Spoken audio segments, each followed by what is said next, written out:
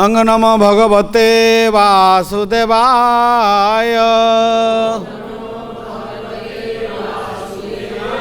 अंग नमो भगवते वासुदेवाय। अंग नमो भगवते वासुदेवाय। नारायण नमस्कृत्यं नरं चैव नरोत्तमं देवीं सरस्वतीं व्यासं ततो जयमुदीरयेत्। नष्टप्रायेषु भद्रेषु नित्यं भागवत सेवया। भगवती उत्तम श्लोके भक्तिर्भवति नैष्ठिकी। मूकं करोति वाचालं पंगुलं लंघयते गिरिं यत्कृपातमहं वन्दे परमानन्दमाधवं। श्रीगुरुदीनतारिणं श्रीचैतन्यम् ईश्वरम्। ॐ ज्ञानतिमिरान्धस्य ज्ञानाञ्जनशलाकया चक्षुरुन्मीलितं येन तस्मै श्रीगुरुवे नमः। श्रीचैतन्यमनोभीष्टं स्थापितं येन भूतले संरूपं कदा मह्यं ददाति सपदान्तिकं। वन्देऽहं श्रीगुरु श्रीयुतपदकमलं श्रीगुरून् वैष्णवांश्च। श्रीरूपं साग्रजातं सगण रघुनाथामृतं तं सजीवं साद्वैतं सावधूतं परिजनसहितं कृष्ण चैतन्यदेवं श्रीराधाकृष्णपादान् सगण ललिता श्रीविशाखान्वितं च। नमो विष्णुपदाय कृष्णप्रेष्ठाय भूतले श्रीमते भक्तिवेदांत स्वामिनीति नामिने। नमस्ते सरस्वती देवे गौरवाणी प्रचारिणे निर्विशेष शून्यवादी पाश्चात्यदेशतारिणे। वंशाकल्पतरुभ्यश्च कृपा सिन्धुभ्यश्च पतितानां पावनेभ्यो वैष्णवेभ्यो नमो नमः। नमो महावदानाय कृष्ण प्रेम प्रदायते कृष्णाय कृष्ण चैतन्य नामने गौरतिसे नमः। पंचतत्मात्मकं कृष्णं भक्तरूपस्वरूपकं भक्तावतारं भक्ताख्यं नमामि भक्तशक्तिकम्। हे कृष्ण करुणा सिंधु दीनबंधो जगतपते गोपेश गोपिकाकांत श्री राधाकांत नमस्तुते। तप्त कांचन गौरांगी श्री राधे वृंदावनेश्वरी वृषभानुसुते देवी प्रणमामि हरिप्रिय। नीलाचल निवासाय नित्याय परमात्मने बलभद्र सुभद्राभ्यां जगन्नाथाय ते नमः। वंदे श्रीकृष्ण चैतन्य नित्यानंद सहोदितो गौड़दय पुष्पवन्तौ चित्रसन्धौ तमनुदौ। जय श्रीकृष्ण चैतन्य प्रभु नित्यानंद श्री अद्वैत गदाधर शिवासादि गौरभक्तवृंद। हरे कृष्ण कृष्ण कृष्ण हरे हरे हरे राम राम राम हरे हरे। हरे नाम हरे नाम केवलम कलो नास्तेव नास्तेव नास्तेव गतिरन्यथा।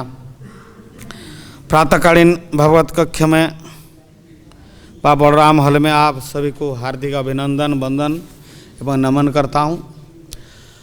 आज बहुत ही पवित्र दिवस है व पावन दिवस है जो कि बारह द्वादशी एवं बराह भगवान का आविर्भाव व प्रकट दिवस है। तो श्रीमद् भागवतम में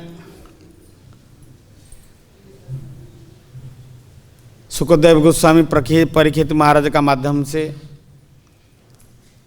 एवं तृतीय स्कंद में देवहूति एवं कपिल संवाद में और मैत्रेय विदुर का संवाद चलता है। उसमें आगे जाके वर्णन होगा कि भगवान का अवतार समुद्र का लहर जैसे आता है, कोई गिन नहीं सकता है। फिर भी देवहूति जी ने माता है लेकिन कपिल देव भी गुरु का भूमिका निभाए और उनको इस सृष्टि तत्व का वर्णन किए हैं। तो उसी प्रसंग में तृतीय स्कंद में 8 अध्याय में ब्रह्मदेव का आविर्भाव प्रकट का बारे में वर्णना हुआ है। तो उसमें वर्णन ऐसे होता है कि जैसे ये ब्रह्मांड कई बार प्रलय भी हुआ और कई बार ब्रह्मा ने सृष्टि का सर्जना किए हैं। लेकिन अभी ब्रह्मा जी ने अपना मंत्र माध्यम में ये संसार को भरने के लिए प्रजा का और भरपूर उन्होंने चेष्टा किया, लेकिन उसमें भर नहीं पाए। इसलिए मैथुन माध्यम से व स्त्री पुरुष का मिलन माध्यम से कैसे संसार को आरंभ सृष्टि का रचना और जोरदार से विस्तार किया जाए। तो उसी समय उन्होंने मनु और शतरूपा को उन्होंने और सृष्टि किए थे। लेकिन जब मनु शतरूपा ने बतलाया कि हमको तो सृष्टि के किस कार्य के लिए, तब ब्रह्मा जी ने उनको बतलाया कि सृष्टि कार्य को और आगे बढ़ाने के लिए। लेकिन उसी समय ये ब्रह्मांड अब आर जलमग्न था, जलमग्न था। और देवहूति और ना शतरूपा और मनु जो प्रार्थना किया हमको किस कार्य के लिए, तो उन्होंने बोले कि सृष्टि कार्य बढ़ाने के लिए। लेकिन शतरूपा मनु ने देखे कि जलमग्न कहाँ उसका थैथान हुआ। तो ब्रह्मा जी ने भी सोच में पड़ गए क्या किया जाए। तो कुछ समय चिंता करते हुए बिताए थे। उसी समय अपना नथुनी से बड़ा भगवान का प्रकट हुआ। तो जो प्रकट हुआ अंगूठ का परिमाण माप से उन्होंने प्रकट हुए थे, लेकिन थोड़ा देर में ही उन्होंने विशाल काय रूप धारण कर लिए। जैसे छोटे हाथी होता है वह हाथी होता है, इतना प्रमाण से उन्होंने बढ़ गए और बढ़ते हुए आकाश मार्ग में फिरे और उछल के चल दिए। लेकिन इतना परिमाण में जब बढ़ने लगे तो ब्रह्मा जी ने और सोचे कि ये तो कोई साधारण स्वर नहीं व शुक्र नहीं है। उन्हें जान लिया कि भगवान ही प्रकट हुए। तो और दूसरा जो मुनि ऋषि लोग थे उन्होंने भी दर्शन किए, वो भगवान की स्तुति भी किए। लेकिन भगवान उसमें अंतर्ध्यान हो गए, क्योंकि आप आगे जाके श्रवण करें, आप पढ़ेंगे कि तृतीय स्कंद में 17, 18, 19 अध्याय में इसका विशद वर्णन है। तो इधर क्या हुआ कि जैसे आप सुने हैं कि हिरण्यक्ष और हिरण्यकशिपु प्रकट हुए चुके थे। तो उसी समय हिरण्यक्ष और हिरण्यकशिपु इतना बलवान थे कि ये धरा को सरा मानते थे, कुछ भी नहीं मानते थे। क्योंकि ब्रह्मा का पास से उन्होंने अमर वर मिला था हिरण्यकशिपु को। और दोनों भाई इतना बलवान थे कि इंसान को तो कुछ भी मच्छर का जैसे मानते थे, क्योंकि उनका मरने का कोई भय नहीं था, डर नहीं था। और हिरण्यकशिपु को हिरण्याक्ष खोज करने के लिए कुछ भी करने के लिए तैयार था। ऐसे कि ये ब्रह्मांड में गदा लेके हिरण्याक्ष घूमने लगा, चार तरफ घूमने लगा। क्योंकि जब वो कोई बलवान का ताकत पहलवान का अहंकार बढ़ जाता है, वह शरीर खोजले होना लगता है, तो कोई दूसरा पहलवान चाहिए उनको लड़ने के लिए। तो आज हिरण्याक्ष गदा लेके पूरा ब्रह्मांड घूमने लगा। घूमते हुए उन्होंने फिर स्वर्ग तक गए। तो स्वर्ग में देखे कि देवता लोग आज बहुत बड़ा पहलवान आ गया, सब बिना लड़ाई से उन्होंने सब छोड़ के चल दिया वहाँ से। लेकिन उसमें भी उनका मन भरा नहीं, उन्होंने फिर सीधे सीधे वरुण देवता का पास चल दिए। तो वहाँ जाके फिर वरुण देव को बहुत बढ़िया भाव से संबोधन किया, तुम बहुत बड़ा यज्ञ करके और भगवान को भी संतुष्ट कर चुके हो, लेकिन हमको तो एक पहलवान का साथ लड़ना चाहिए, लेकिन तुम भी लड़ सकते हो, तुम भी कम नहीं हो। लेकिन वरुण देव ने देखे कि इससे लड़के तो फायदा नहीं है और मैं भी इससे जीत भी नहीं सकता हूँ, इसलिए उन्होंने सोचे कि इस बात को मैं टाल देता हूँ। तो उन्होंने क्या किया ना वो बात को टाल दिए एवं वो हिरण्याक्ष भी, जैसे भागवत वर्णन आता है, पुराने वर्णन आता है कि नारद मुनि से भी वो सुने थे कि भगवान कहाँ है, क्योंकि सब तरह वो उन्होंने ढूंढ लिए थे। तो वहाँ से सीधे सीधे उन्होंने घूमते हुए, क्योंकि खबर मिल गया कि अभी और पृथ्वी को बा रसातल से उनको लाने के लिए और भगवान अभी अभी भगवान विष्णु ने और स्वरूप व शुक्र रूप धारण करके और उनसे लेके आ रहा है। तो उनको बहुत बढ़िया पहलवान आज मिल गया।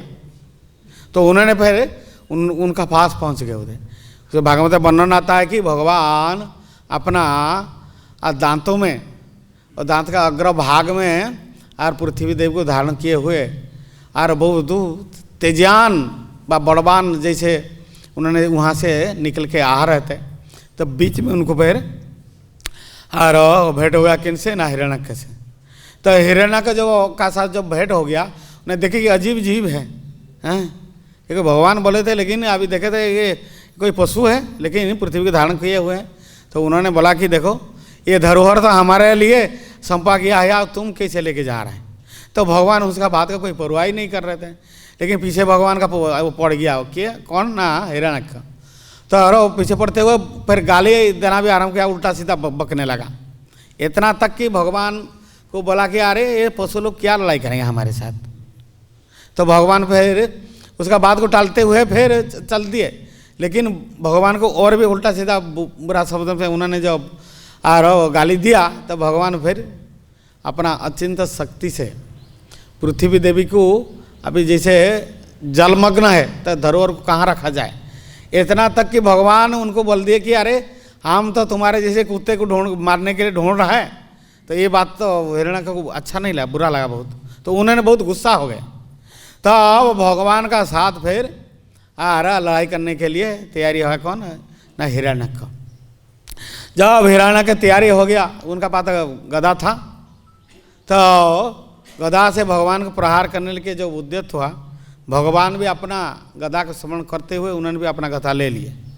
तो अब बहुत बढ़िया ढंग से उन्होंने चाल करके, जैसे गदा युद्ध होता है महाभारत युद्ध में, आप भीम दुशासन का युद्ध देखे होंगे, तो उसका कई नीति नियम भी होता है। तो भगवान और हिरण्यक में भी ऐसे ही और पैंतरा काटते हुए उन्होंने फिर लड़ाई चालू किया। तो लड़ते हुए कुछ देर का बाद तो भगवान ने ऐसे एक और चाल में मार दिए कि किसका ना हिरण्यक का गदा गिर गया। तो गदा गिर गया था, वो उठाने के लिए समा रहे थे। तो भगवान ने बोले देखो तुम गदा उठा लो, कोई दिक्कत नहीं, क्योंकि युद्ध का नियम है कि कोई एक बार अस्त्र गिर जाए तो उसको दोबारा उठाने का कोई शास्त्र में नियम नहीं है। उसको बहुत अच्छा ढंग से वो जानता था, इसलिए गदा नहीं उठाया। लेकिन भगवान बोले नहीं उठाओ, कोई दिक्कत नहीं है। तो फिर गदा उठाया भगवान का साथ, फिर घसामान धूमधाम से फिर लड़ाई चालू हुआ बहुत देर तक। तो ऐसे उन्होंने लड़ाई किया कि भगवान का गद्दा में ऐसे एक और मारा कि भगवान का गदा भी गिर गया, क्योंकि उसी समय और भगवान का जब लड़ाई देखने के लिए, जैसे यहाँ पर भगवान ने रास रचाया तो समस्त देवताओं उनका पत्नी को लेके विमान में ऊपर में और खड़े होकर देख रहे थे। तो आज ये दो पहलवान और लड़ रहा है, इसलिए देवता लोग मुनि ऋषि लोग भी ऊपर से दर्शन कर रहा है।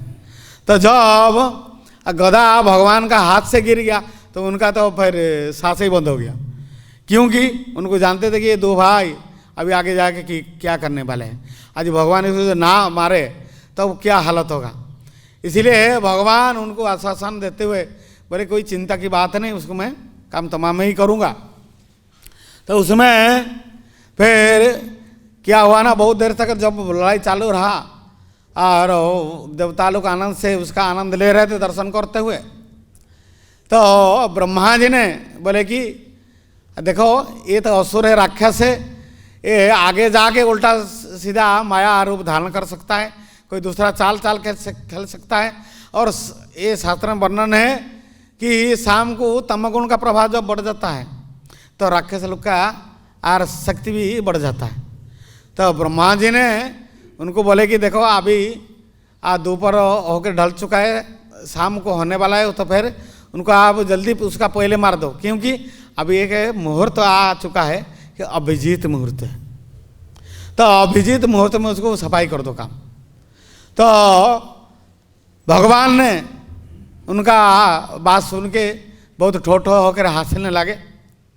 तो और भगवान क्या किए ना, लड़ते ही तो रहे और हिरण्याक्ष भी अपना चाल खेलता रहा, ऐसे कि उनका गदा और दोबारा फैल कर दिए भगवान ने। ऐसे मारे बाएं खोरा से उन्होंने हाथ में पकड़े होते भगवान गदा, उससे दे मारे कि और हिरण्यका का और गदा भी गिर गया।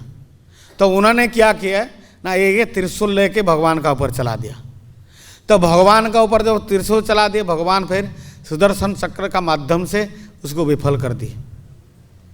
तो अभी हिरण्यक्ष क्या किए ना, अभी अपना अरे गदा भी फैल हो गया और अभी देखे कि त्रिशूल भी व्यर्थ हो गया। तो उन्होंने फिर माया शक्ति का प्रभाव का डाल दिया। उन्होंने जो माया शक्ति का प्रभाव उन्होंने डाले, तो उस शास्त्र में भागवत में वर्णन है कि और बहुत सेना सन्ना सामंत तो और निकलने लगे, ऐसे कि ऊपर से पीव मलमूत्र तक अब बहने लगा।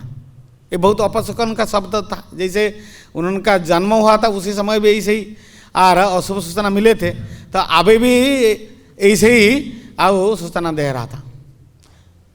तो भगवान ने अपना अत्यंत शक्ति से ये सब उनका जो माया शक्ति को नष्ट कर दिए और अपना और खोर नहीं, भगवान अपना हाथ से ही उनको एक तमाचा मारे कि वहाँ कानपट्टी में। तो अब जब कानपट्टी में मार दिए भगवान ने, उनका फिर सर चकराने लगा, आंख बड़ा बड़ा हो गया एवं ये शरीर और अपना जो स्वरूप में वो आ गया और उन्होंने फिर प्राण पकड़ के उन्हें त्याग दिया।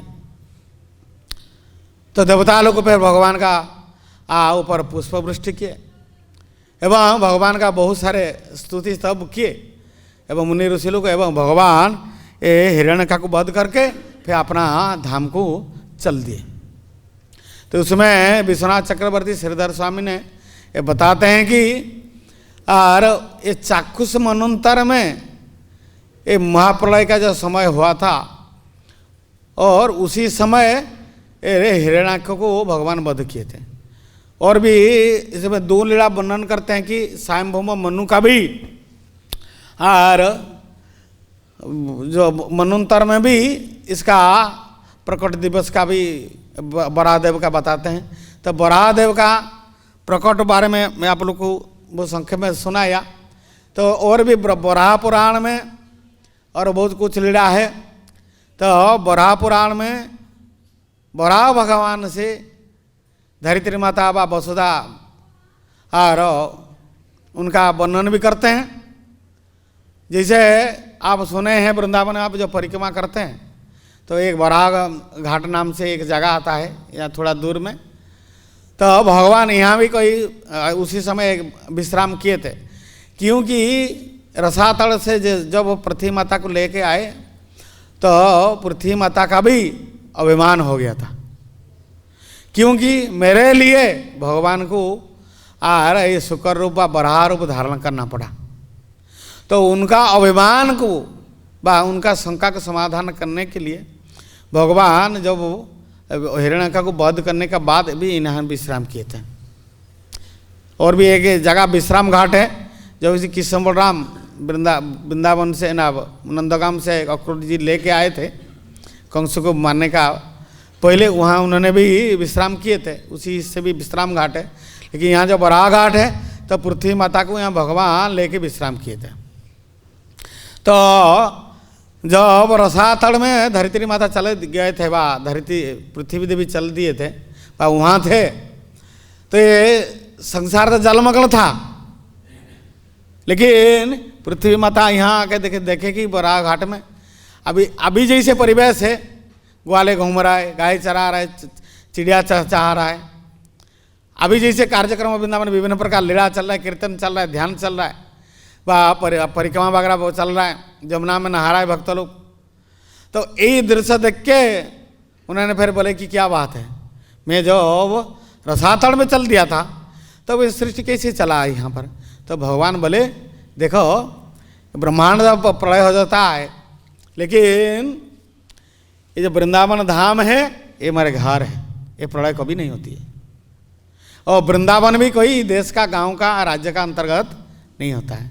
जो कि आप उस 10 नाम अपराध में है कि जो इसमें वृंदावन और नवद्वीप में जो भेदभाव करता है, परंतु कोई देश का अंतर्गत होता है, कोई मानता है तो उसको धाम अपराध होती है।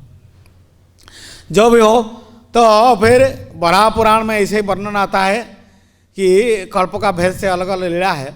तो वहाँ पर कहा जाता है कि वराह भगवान ने इतना विशाल का रूप विस्तार धारण किए थे कि 6 योजन ऊंचाई था उनका।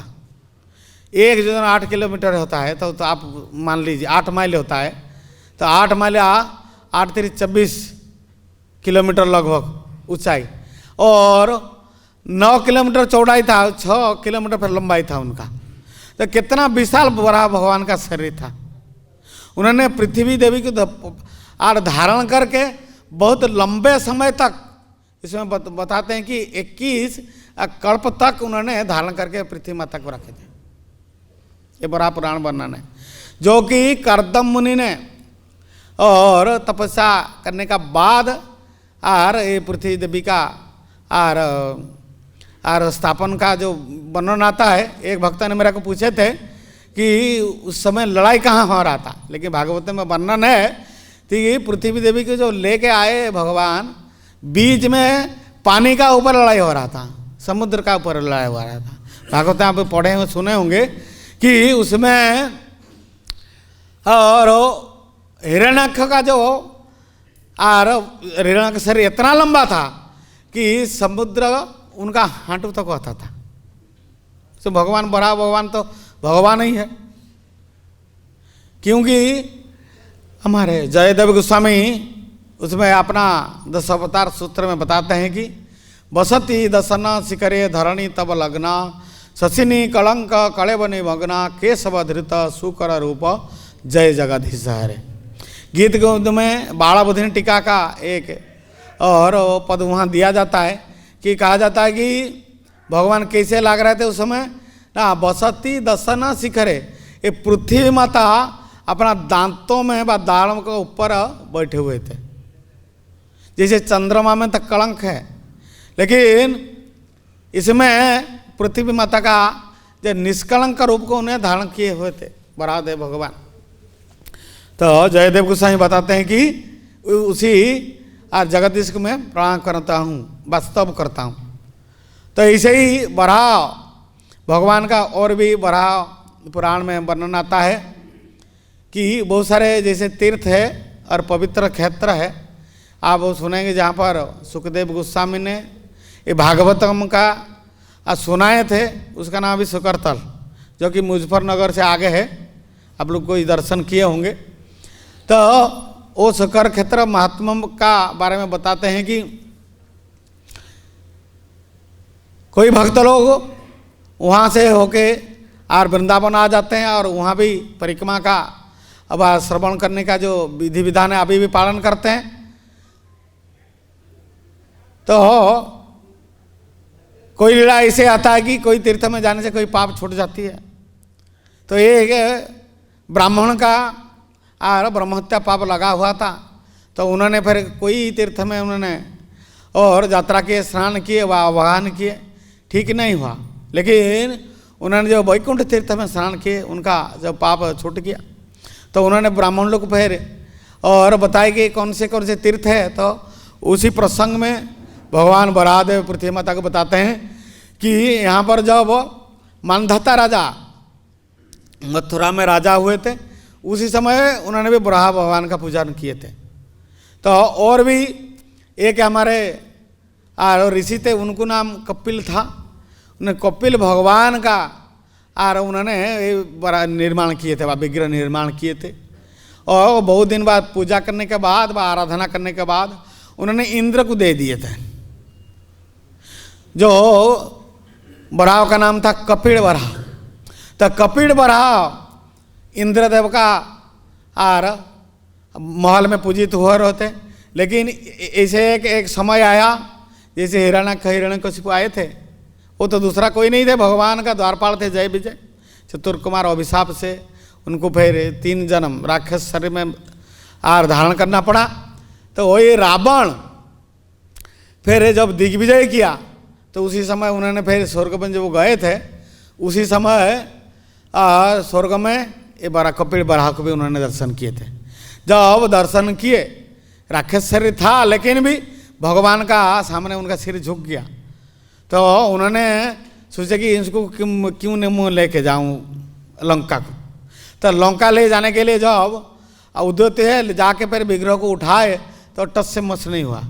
तो रावण ने बोला कि अरे मैं कैलाश पर्वत को तो बहुत आसानी से उठा दिया था, इसको मैं क्यों नहीं उठा पा रहा हूँ। तो भगवान बोले कि तुम तो अवैष्णव हो, तो राक्षस हो, तुम कैसे उठा सकते हो। तो फिर चतुर रावण क्या किया, भगवान को बहुत स्तुति स्तव किया। तो उन्होंने फिर हल्का हो गए। जब हल्का हो गए तो क्या हुआ ना, और उनको फिर अपना पुष्पक विमान उठा के फिर लंका लेके गए। तो लंका में लेके फिर उन्होंने आराधना भी करते रहे। लेकिन ये इसे एक समय आया कि रावण ने सीता माता को जब चोरी कर लिए तो भगवान फिर लंका पर धावा डाल दिए एवं उसका समस्त राक्षस को नाश करके ये रावण को भी विनाश कर दिए, उद्धार कर दिए उनका भी। तो उद्धार करने के बाद विभीषण को वहाँ राजा कर दिए। तो भगवान तो अंतर्जामी भूत वर्तमान भविष्य सब जानते हैं। तो भगवान उनको राजा गादी में बैठाने के बाद उन्होंने क्या किए ना, विभीषण को बोले कि मेरे को तो कुछ चाहिए नहीं और तुमको राजपाट तो संभालना है और मेरे को एक कपिल बराह को आप दे दियो। तो उन्होंने क्या किए ना, कपिल बराह को उन्होंने दे दिए और भगवान लेके आए और अयोध्या में उसको सेवा आराधना किए।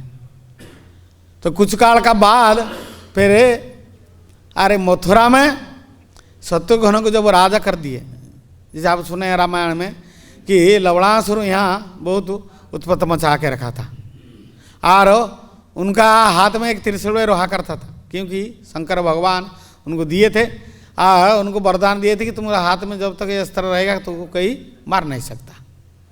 तो चौवन मुनि का निर्देशन से जब शत्रुघ्न ने यहाँ आए उन्होंने सब बता दिए थे कि कैसे कैसे घटना होने वाला है और उनका तपस्या का समय में शिकार करने के जब जाएगा तब उसका आक्रमण किया जाए। तो रास्ता में जब आने का समय चैवन मुनि ने शत्रुघ्न जी को सब बता दिए थे एवं उसी नियम अनुसार उन्होंने जब आए उसी दिन लवणासुर ने और शिकार खेलने के जब गए थे उसी दिन अपना अस्त्र भूल के चल दिए थे, क्योंकि वो भी बहुत बलवान थे। तो उसी समय रास्ता में उसको आक्रमण किया गया और लवणासुर को वध कर दिए कौन ना, शत्रुघ्न जी ने। तो शत्रुघ्न जी ने और उनको वध कर दिए। तो वहाँ मथुरा मंडल में उनको राजा भी कर दिया गया था। जैसे दीर्घपुर है जो आजकल दिग बोला जाता है, वहाँ पर भरत महाराज को राजा किया दिए थे। तो यहाँ पर भी ऐसे शत्रुघ्न जब राजा हुए तो यहाँ पर 600 ब्राह्मण को ने बस स्थापन कराए थे और यहाँ जब लौट गए अयोध्या वहाँ पर जब रामचंद्र भगवान उसका ऊपर बहुत प्रसन्न हुए, बहुत ही प्रसन्न हुए। तो बहुत प्रसन्न होने के बाद तो भगवान उनको कुछ देने चाहे तो उन्होंने बोले कि मेरे को कुछ नहीं चाहिए, हम कपिल बराह को दे दिए। तो कपिल बराह को लेके आए और मथुरा में स्थापना करके उन्होंने बहुत लंबे समय तक और उनको आराधना किए। और अभी भी वो जगह अदृश्य हिसाब में है, कोई अच्छा पुराना भक्त हो तो वो देख सकता है। दीनबंधु प्रभु का सत्ता में जब यात्रा किए थे उस समय उन्होंने दर्शन किए थे। तो उनका गाड़ी से आप जाएंगे तो अवश्य कपिल बराह का आप दर्शन कर सकते मथुरा में। तो ऐसे बराह भगवान का लीला और बहुत ही सुंदर है। और आप बराह भगवान जैसे भगवान को ब्रह्मा जी ने भी एक जगह में स्थापन किए थे, जो कि चैतन्य चरितामृत वर्णन आता है कि पुरी जाने का समय आप जो जाजपुर बोल के एक जगह है, वो जजाति महाराज ने बहुत लंबे समय यज्ञ किए थे, इसलिए उसका नाम जाजपुर है। ब्रह्मा कोई कल्प में फिर सृष्टि को सर्जना करने के लिए वहाँ श्वेत बराह का भी उन्होंने स्थापन किए हैं। तो वहाँ भी आप दर्शन कर सकते हैं। तो ऐसे ही ये वराह भगवान व वराह दादी द्वादशी का आज शुभ आविर्भाव तिथि में आप लोग को संक्षेप में सुनाया। तो आगामी काल है नित्यानंद प्रभु का आविर्भाव तिथि है। तो हम तो पुजारी है, इधर कथा सुनने भी हमको मिलना असंभव है, फिर भी आपको नित्यानंद प्रभु के बारे में थोड़ा 5-10 मिनट में बता देता हूँ। तो नित्यानंद प्रभु अभिन्न अरे बलराम है, ब्रजेंद्र नंदन जई सचिसुत हैल सही बलराम हैल निताई। तो पश्चिम बंगाल में एक बीरभूम नामक डिस्ट्रिक्ट में व जिला में एक चक्रा नामक एक ग्राम है, जहाँ पर हड़ाई पंडित और पद्मावती नामक एक दंपति वास करते थे। तो ये जो माघ महीने का त्रयोदशी तिथि में नित्यानंद प्रभु का भी आविर्भाव हुआ था। और नित्यानंद प्रभु आविर्भाव होने का बाद वहाँ का जो परिवेश और धन्य धान्य से परिपूर्ण था। तो नित्यानंद प्रभु और जो माधवेंद्रपुरी का मिलन आपका जो कहाँ हुआ था ना, आपका उधर पुंडरपुर जो है, वहाँ पर शंकराचार्य नाम से भी एक और शरीर त्याग किए थे। तो उसी प्रसंग में वहाँ पर लक्ष्मी पति से उन्होंने दीक्षा लिए थे नित्यानंद प्रभु ने, और वहाँ पर उन्होंने माधवेंद्रपुरी से भेंट हुई थी। क्योंकि उनका माधवेंद्रपुरी जब वहाँ और गए थे हराई पंडित का पास, तो उन्होंने फिर उनको एक शिष्य चाहिए था तीर्थ यात्रा करने के लिए। तो दक्षिण भारत से लेके सभी तीर्थकों उन्होंने यात्रा भी किए थे, और यात्रा करने के बाद नित्यानंद प्रभु उनका साथ में थे। और तो नित्यानंद प्रभु वहाँ से आए थे हम वृंदावन। तो यहाँ से उनको पता चला कि नवद्वीप में कोई आ चुके हैं, क्योंकि चैतन्य महाप्रभु उस समय आविर्भाव हो चुका था। तो चैतन्य महाप्रभु वहाँ जाके फिर नित्यानंद प्रभु का पता लगाने लगे। तो सभी को बतलाया कि नित्यानंद प्रभु है कहाँ। तो उस समय नित्यानंद प्रभु नंदन आचार्य का घर में ठहरे हुए थे। तो चैतन्य महाप्रभु ने सपना में देखे थे, क्योंकि जो अभिन्न बलराम है तो उसका ताड़ध्वज रथ था, एवं ताड़ध्वज रथ का दर्शन किए थे। और उनका जो स्वरूप था ग्वाल रूप में, उसको भी दर्शन किए थे। तो सुबह सुबह चैतन्य महाप्रभु दूसरा भक्तों का लोग लेके जब नंदन आचार्य का घर में गए, तो वहाँ नित्यानंद प्रभु का साथ मिलन हुआ था। तो नित्यानंद प्रभु इतना दयालु हुआ है कि जैसे हिरण्यकशिपु रावण कुंभकर्ण जैसे नहीं, जगाए माधाई के जैसे और आर पापी को उद्धार किए। तार साखी जगाए माधाई, क्योंकि जगाए माधाई इतना दुर्वृत्त थे, लेकिन उन लोग पाप करते थे लेकिन अपराध नहीं करते थे। तो एक समय आया कि चैतन्य वहाँ पर नित्यानंद प्रभु बोले, सुनो सुनो नित्यानंद, सुनो हरिदास, सर्वोत्तम महर आज्ञा करो प्रकाश। तो उन्होंने बोले कि आप हमारा आज्ञा आप जाके पालन करो, उसका प्रचार करो। तो हर दिन आप प्रचार करने का उसका फिर क्या फल हमको बताना। तो ऐसे हर दिन जाया करते थे।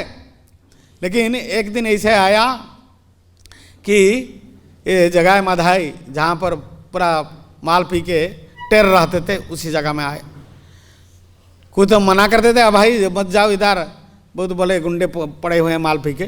लेकिन नित्यानंद प्रभु उनका उद्धार करना चाहते थे, उनको प्रेम दान करना चाहते थे। इसीलिए फिर वहाँ जब गए तब और एक दिन तो फिर नहा दबड़ कर छोड़ दिए, उस दिन उद्धार नहीं कर पाए उनको। लेकिन दूसरा दिन जब गए तो उन्होंने बोले कि हरि बोलो, बोले हरि बोलो, हरि बोलो। तो माधाई ने फिर आ रहा तो हरा बोला होगा, लेकिन बोलने नहीं चाहते थे। फिर भी वो चोर चोर है तो निशा पे थे, लेकिन वो मटका लेके फिर मार दिया नित्यानंद प्रभु का। आ रहा कपाल में फिर रक्त बहने लगा।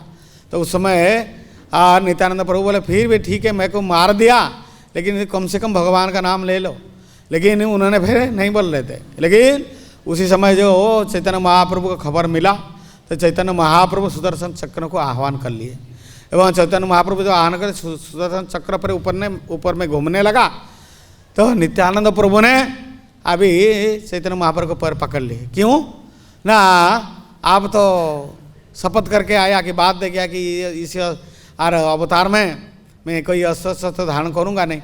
अब ये बात को भूल गए तो चैतन्य महाप्रभु उसको फिर और सुदर्शन चक्र को ने संभाल कर दिए और नित्यानंद प्रभु का पैर में जो दो भाई जब गिरने लगे तो उनको फिर माफ़ कर दिए। तो नित्यानंद प्रभु इसे अरे कोई लीला किए और नित्यानंद प्रभु इतना उतावले रहते थे कि और गंगा में तैरने लगते थे, क्योंकि और गंगा में तैरने के लिए, पानी में तैरने के लिए किसको अच्छा नहीं लगता। लेकिन एक बड़ा चमत्कार लीला हुआ करता था क्या ना, उसमें मगरमच्छ वगैरह भी तैरते थे। लेकिन चैतन्य महाप्रभु देखते हुए नित्यानंद प्रभु भक्त लोग को आनंद देने के लिए उसको भी पूछ पकड़ लेते थे। तो नित्यानंद प्रभु ऐसे कई लीला किए और नित्यानंद प्रभु का जो आविर्भाव तिथि है, ये आविर्भाव तिथि में और काल बहुत सारे वरिष्ठ भक्त से आप लोग सुनेंगे एवं उसका आप आस्वादन लेंगे। तो मैं आज इस अभी मेरा वाणी की विश्राम देता हूँ। कोई किसी का प्रश्न है तो आप बता सकते हैं।